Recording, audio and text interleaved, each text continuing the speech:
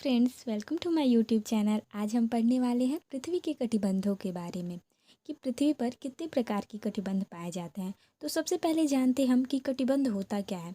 कटिबंध बोलते हैं क्षेत्र को, और यह एक अगर पृथ्वी के प्रत्येक गोलार्ध को अगर उसके ताप के आधार पर बांटते हैं तो उन सब क्षेत्रों को बोला जाता है कटिबंध। और कटिबंध होते हैं 3 प्रकार के। तो हम लिख लेते हैं, जैसा मैंने आपको कटिबंध बता दिया कि पृथ्वी के प्रत्येक गोलार्ध को ताप के आधार पर बांटा गया है, तो उसे कहते हैं कटिबंध। और कटिबंध होते हैं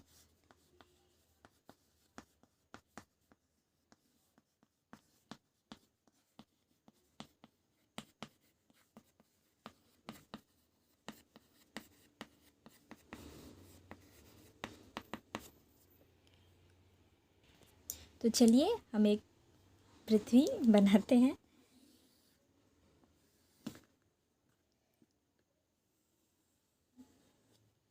अब हम इसी पे जानेंगे कि क्या होते हैं।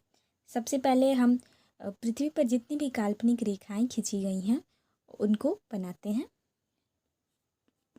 तो ये हो गई आपकी जो पृथ्वी को 2 गोलार्धों में बांटती है, उत्तरी गोलार्ध एवं दक्षिणी गोलार्ध में। तो इसे बोलते हैं हम विषुवत रेखा। और जब पृथ्वी को कोई रेखा 23.5 डिग्री पर काटती है उत्तर में, तो उसे बोलते हैं कर्क रेखा। तो ये आपकी हो गई 23.5 डिग्री कर्क रेखा।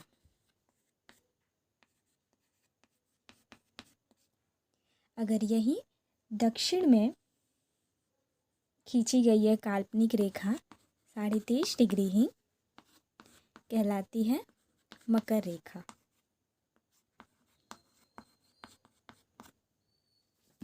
ठीक है, तो फिर इसके बाद ये थोड़ा छोटा बन गया है, मुझे बड़ा बनाना चाहिए था। चलिए कोई बात नहीं। यहाँ पर अगर 66.5 डिग्री काटती है तो इसे बोलते हैं,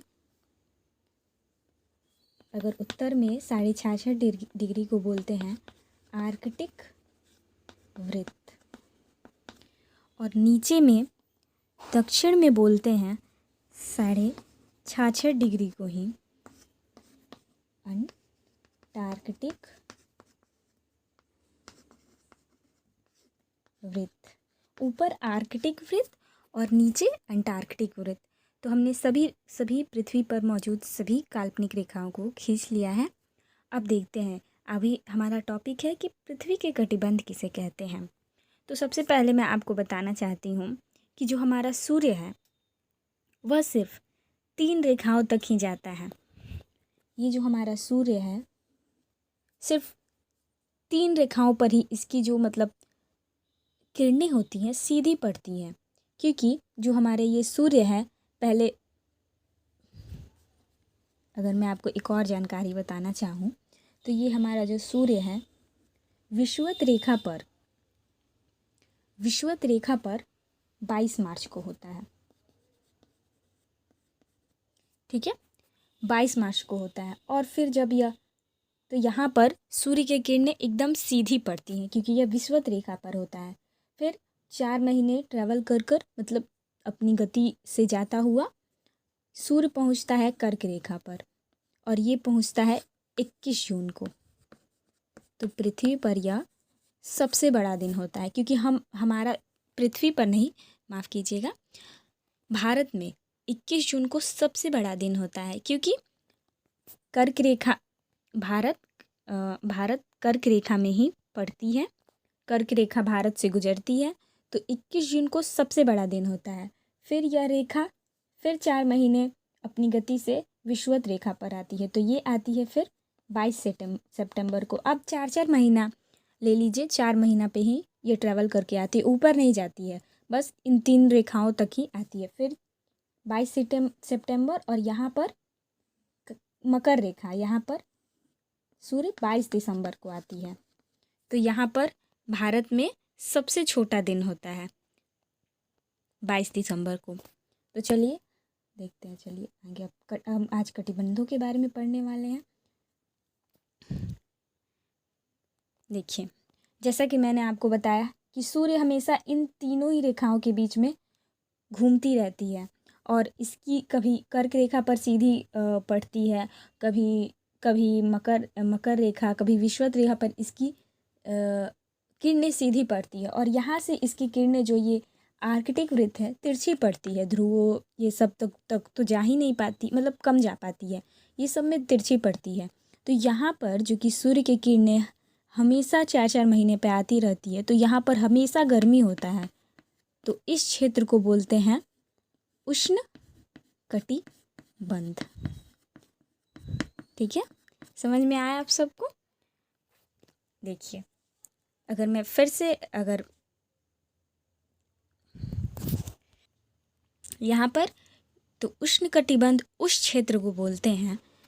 यहाँ पर मान लीजिए कि ये हो गया गर्म क्षेत्र। मान लीजिए आपको उष्ण कटिबंध नहीं समझ में आ रहा, गर्म क्षेत्र किसे बोलेंगे?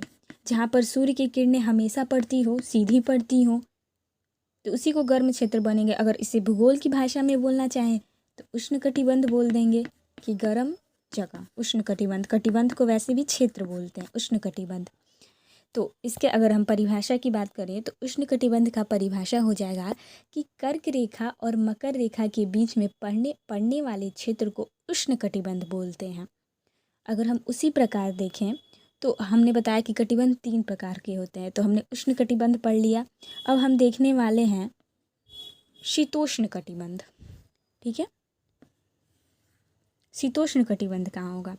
तो यहाँ पर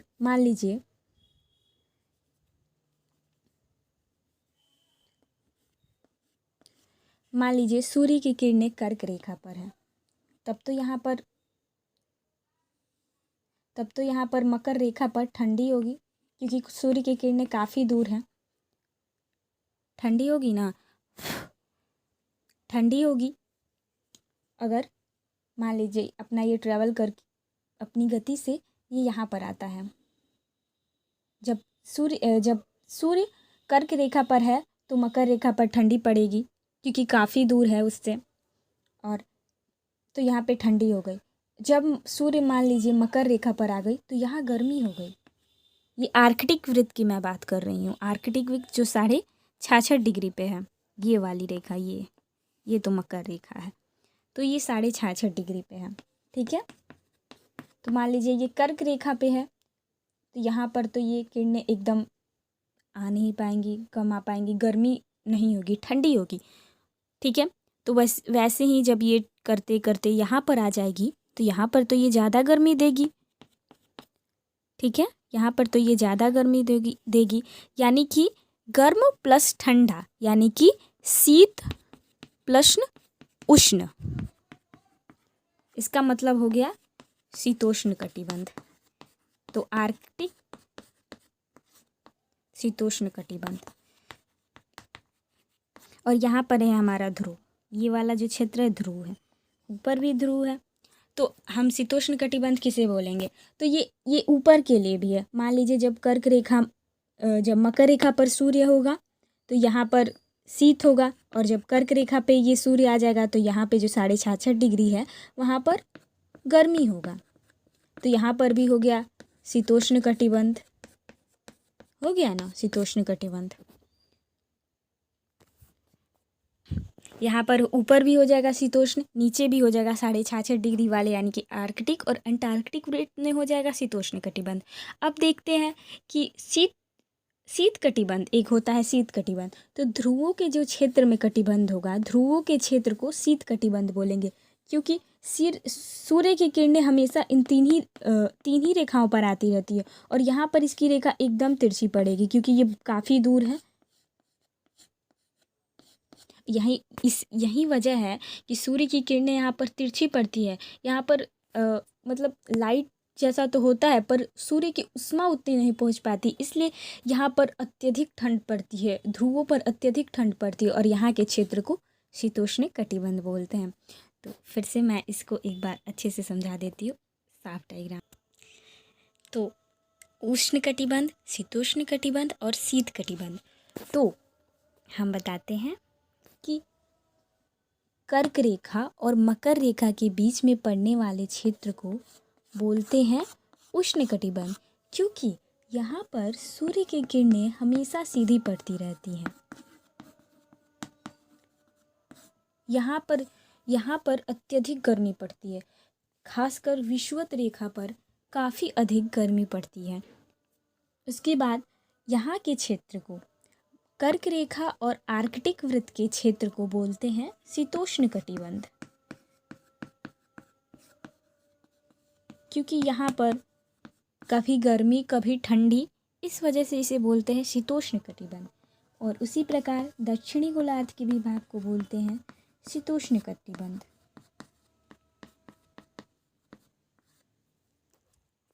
और यहाँ पर ध्रुवों के क्षेत्र को बोलते हैं शीत कटिबंध, दोनों तरफ के भाग को। अब आपको मैं एक क्वेश्चन बताती हूँ कि पूछा था एक क्वेश्चन एक जगह कि शीत कटिबंध में भी सबसे अत्यधिक ठंडा भाग कौन सा होगा।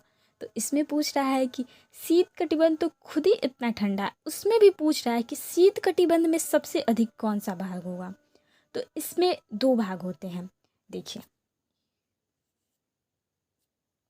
यहाँ पर मान लीजिए हम इसको 1 मान लेते हैं और इस भाग को 2, ठीक है। ये तो ध्रुव है, यहाँ पर पहले से ही बहुत ज़्यादा ठंडा है। इस भाग को बोलते हैं, सबसे ऊपर वाले भाग को बोलते हैं टुंड्रा और इस भाग को बोलते हैं टैगा। तो अब बताइए कि सबसे अधिक ठंडी किस जगह पड़ेगी। टुंड्रा के भाग में तो ऑप्शन में दिया था टुंड्रा, टैगा और कुछ 2 ऑप्शन दिए थे। तो शीत कटिबंध में भी सबसे ज़्यादा ठंडी कहाँ पर पड़ेगी, तो टुंड्रा के भाग में, यानी कि यहाँ पर। तो कैसी लगी आपको ये वीडियो ज़रूर बताइएगा एंड थैंक्स फॉर वॉचिंग।